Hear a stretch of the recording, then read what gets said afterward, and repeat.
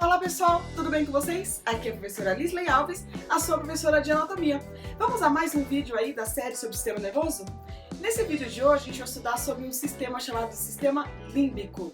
É um sistema super legal, que ele é formado aí por estruturas, que a gente divide em dois grupos. Estruturas corticais, ou seja, que estão mais próximas ao córtex, e estruturas subcorticais, tá?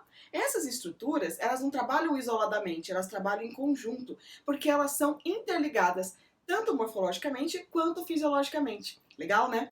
E quando elas trabalham em grupo, elas vão atuar em alguns conteúdos nossos. Então, por exemplo, conteúdos emocionais, conteúdos comportamentais, memória, legal, né? Esse sistema límbico é o que é responsável por esses conteúdos emocionais, memória, tudo bem?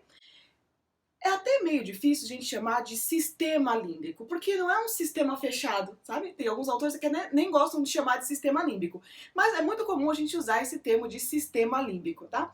Porque ele não tem conexões só em determinadas regiões, ele tem conexões também fora, né? Lá no tronco encefálico, no diencéfalo, certo? Como o sistema límbico ele está muito ligado com as nossas emoções, ele também vai ter uma ligação aí com o sistema nervoso autônomo, a gente vai ver isso hoje, legal, né? Uma das coisas, por exemplo, memória. Sabe quando você está em casa, assim, e a sua vizinha começou a fazer um bolo de cenoura? Aí você sente o cheiro do bolo de cenoura e você fala, nossa, que cheirinho de bolo de cenoura, lembrou da casa da minha avó. O que você teve aí? Uma memória olfatória, mas uma memória olfatória e emocional, porque você lembrou com super carinho da sua avó, não é verdade? Essa memória, com esse cunho emocional, é uma das funções do sistema límbico. Legal, né? Então, hoje a gente vai estudar como que acontece isso. Aonde que acontece alguns tipos de lesão que pode levar o paciente a ter problemas de memória? Quais as áreas que podem levar a um comprometimento, por exemplo, comportamental? Que áreas que eu posso lesar e o paciente vai ficar muito mais agressivo, por exemplo? Muito legal isso, né? Quais as áreas, aqui, já que a gente está falando de emocional, de comportamento, será que tem alguma dessas áreas onde medicações para ansiedade, por exemplo, atuem mais? Será que tem alguma estrutura no encéfalo que seja simplesmente dedicada para esse sistema? Vamos estudar isso hoje? É um sistema muito legal, vocês vão, principalmente pra gente que é estudante, na verdade, mesmo quem é professor é estudante para sempre. Mesmo para quem é estudante, é muito importante a gente entender memória, que é uma das coisas fundamentais do sistema límbico, tá? Então hoje, será que existe só um tipo de memória ou será que existem mais tipos de memória? Legal, né? Vamos estudar isso hoje? Então é um sistema bem interessante, eu tenho certeza que você vai gostar. E não esqueça, se você estiver gostando, deixa aqui o seu joinha. Se você tiver dúvida, deixa aqui seu comentário que eu vou te ajudar. Combinado? E compartilha com um amigo, tá certo? Então, vamos lá para a aula de hoje? Vamos então? Vamos!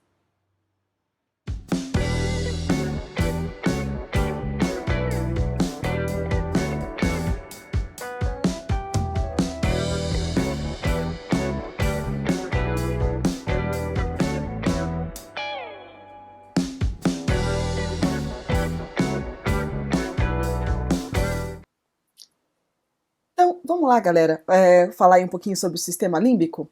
Como eu falei para vocês já lá no vídeo de início, quando a gente fala de sistema límbico, a gente está falando em emoção, certo? Áreas encefálicas relacionadas principalmente à emoção e também memória, certo?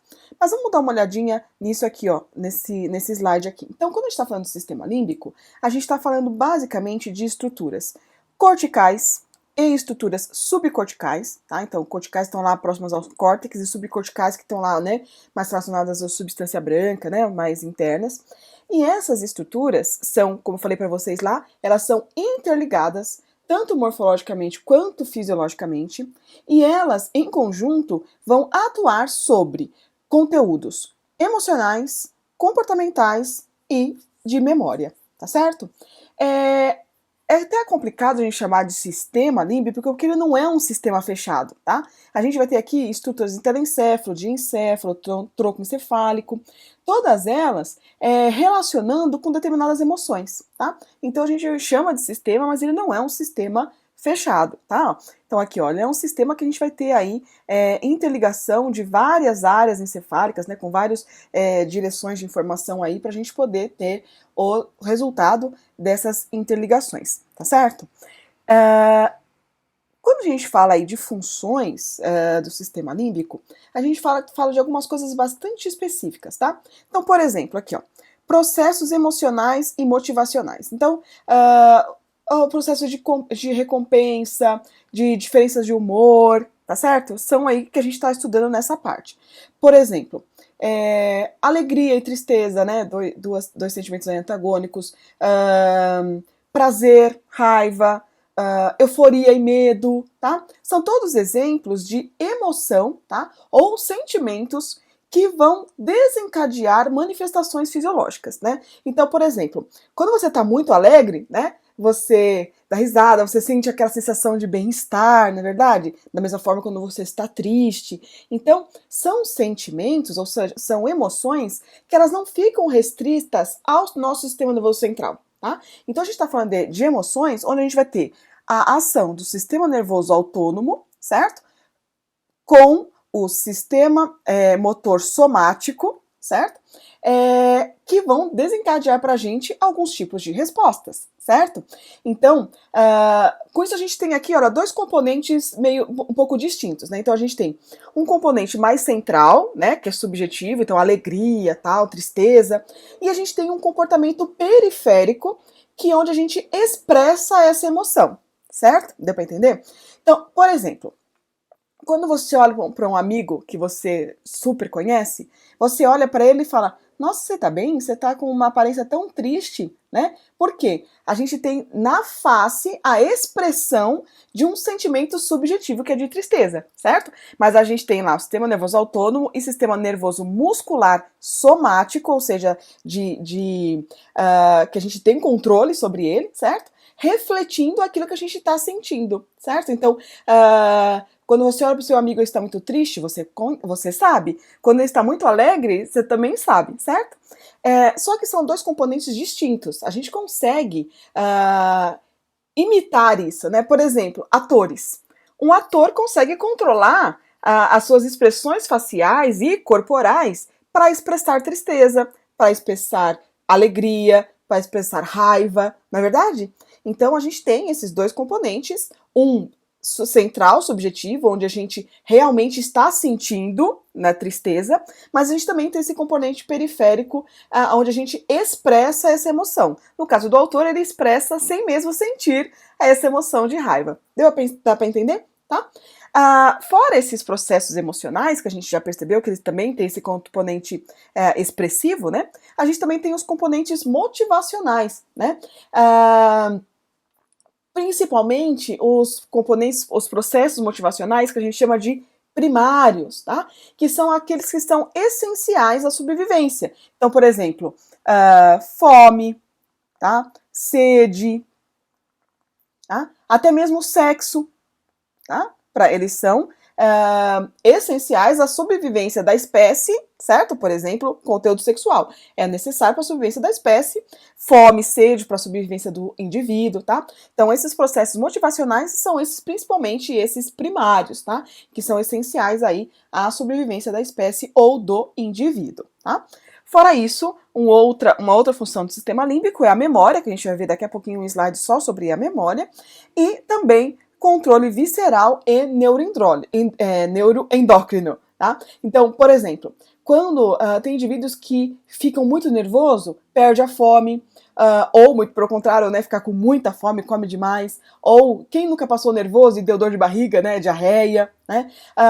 Ou quando tem uma desilusão amorosa, ou leva um susto, a gente tem uma descarga endócrina, tá? Então, tudo isso aqui, olha, também tem a ver com o sistema límbico. Tá certo? Então, continuando aqui, olha, vamos falar um pouquinho agora sobre a memória. Quando a definição, digamos assim, né, de memória é a capacidade que nós temos de adquirir, armazenar e depois evocar essas informações, tá certo? Quando a gente está falando nessa etapa aí de aquisição de uma informação, a gente está falando da etapa de aprendizagem, a gente está aprendendo determinada ou função ou conteúdo, certo? E quando a gente evoca, né, nessa etapa de evocação, aí a gente já está falando sobre a lembrança. Então não adianta só eu aprender, né, eu adquirir essa informação, se eu não conseguir armazená-la de forma que depois eu consiga evocá-la, tá certo? E isso é muito individual, na verdade. Então, como cada um de nós tem uma quantidade de memória, né, um número de memórias e uma diversidade de memórias muito particular, essa é a base da individualidade. Por isso que é impossível a gente ter duas pessoas iguais, exatamente por toda essa complexidade e essa diversidade, meu Deus, que difícil, essa diversificadas, né, memórias que nós temos. Tudo bem? Esse conjunto de memórias que é a base da individualidade. Ele que dá pra gente a nossa personalidade, tá? Vem desse conjunto de memórias, tá? E será que existe só um tipo de memória, né?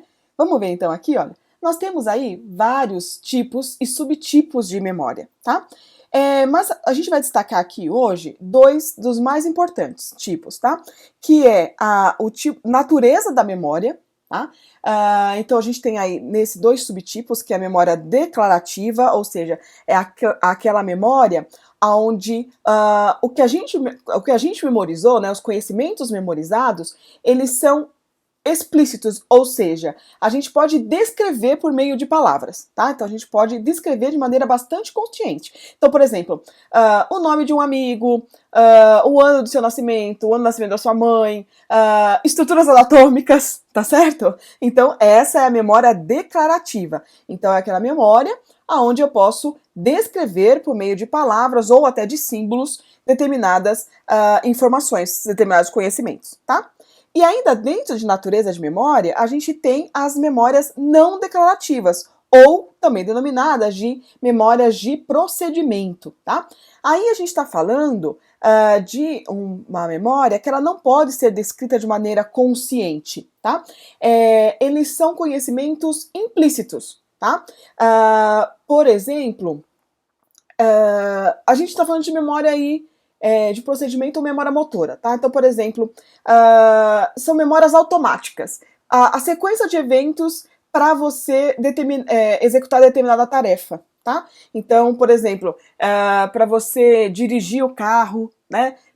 Essa sequência de eventos para você fazer determinada tarefa é essa memória não declarativa. Ela acaba ficando automática e até mesmo inconsciente, tá? Essa memória não declarativa. E aí um outro tipo que a gente pode ter de memória é quanto ao tempo de retenção dessa memória, tá? Geralmente, vários autores colocam esse tipo de tempo de retenção aqui dentro da memória declarativa, tá? A gente pode colocá-la aqui. E aí, dentro das memórias aí de tempo de retenção do evento, a gente pode colocar as três principais, tá?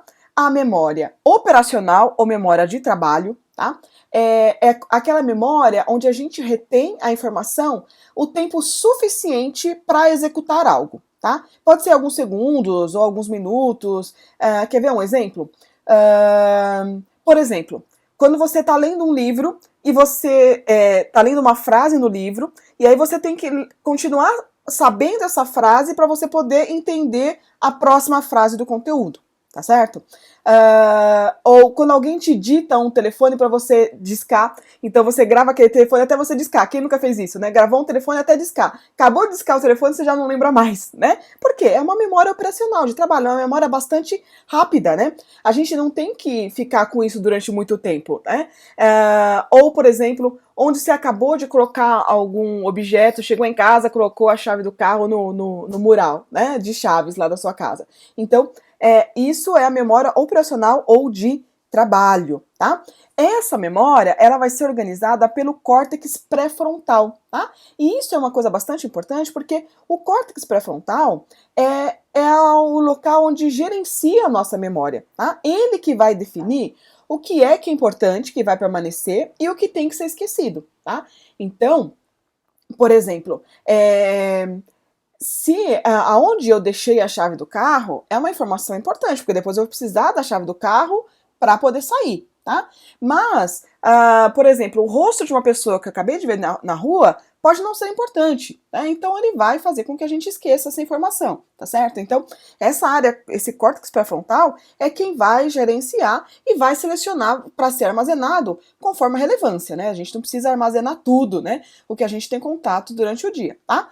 Com exceção da anatomia, beleza? Na anatomia, vocês têm que armazenar tudo, certo? Fala aí, conversa com o córtex pré-frontal de vocês aí, para poder armazenar isso, tá certo? E vejam que, se a gente vê uma coisa uma única vez, ele pode classificar essa coisa como não sendo importante. Por isso que, às vezes, aqui durante as aulas, eu repito algumas coisas algumas vezes, para já ir falando pro seu córtex, olha, essa informação é importante, você tá vendo ela mais de uma vez. Por isso que o estudo e o reestudo é um fator bastante importante para ajudar na memorização, tá certo? E aí nós temos outros tipos de memória. Nós temos a memória de curta duração, tá? Ela tem processos, né, mecanismos de processamento muito mais simples, tá? Ela mantém a informação lá por um tempo bem mais curto, de 3 horas, às vezes até umas 6 horas, mais ou menos, tá? Até que essas informações, as que forem consideradas relevantes, sejam consolidadas e armazenadas lá de forma mais duradoura, tá? Então ela tem um processamento bem mais simples. E aí a gente tem as memórias de longa duração. Aí é onde a gente chama de consolidação mesmo da memória de curta duração, tá? Então aqui é onde essa memória aqui vai ser consolidada, tá? Ela é bem mais complexa, ela tem mecanismos muito mais complexos e ela demora horas, tá? Para ser realizada, tá? Então por isso que muitas vezes a gente fala, olha, estuda bastante, dorme, descansa, que é o momento em que o cérebro vai conseguir consolidar essas informações. No outro dia, quando você estudar novamente, ele vai fazer essa busca e vai ver que realmente é um conteúdo relevante para ser armazenado de forma a longa duração, tá certo? Ambas, tá? Ó, elas também têm atuação aí do hipocampo, que é uma estrutura que nós vamos estudar hoje. Tá certo? Então, demos aí uma pincelada muito rapidinha, memória é um assunto extremamente interessante e longo. Aqui a gente deu só uma pincelada sobre o que é memória, tá certo? Oiê, sou eu de novo, tudo bem? Espero que você esteja gostando do vídeo. Nesse primeiro vídeo a gente falou alguns aspectos bem gerais aí do sistema límbico, tá? A gente abordou função, a gente falamos algumas coisas sobre emoção, falamos principalmente sobre memória, nós vimos lá que tem alguns tipos de memória, legal, né? Então, olha, assista esse vídeo de novo, para poder memorizar, hein? Já aprendemos isso até agora, legal, né? Agora, no próximo vídeo, a gente vai estudar alguns outros aspectos mais específicos em estruturas lá do sistema límbico. Combinado? Então, não perca o próximo vídeo, eu te espero lá. Vamos lá?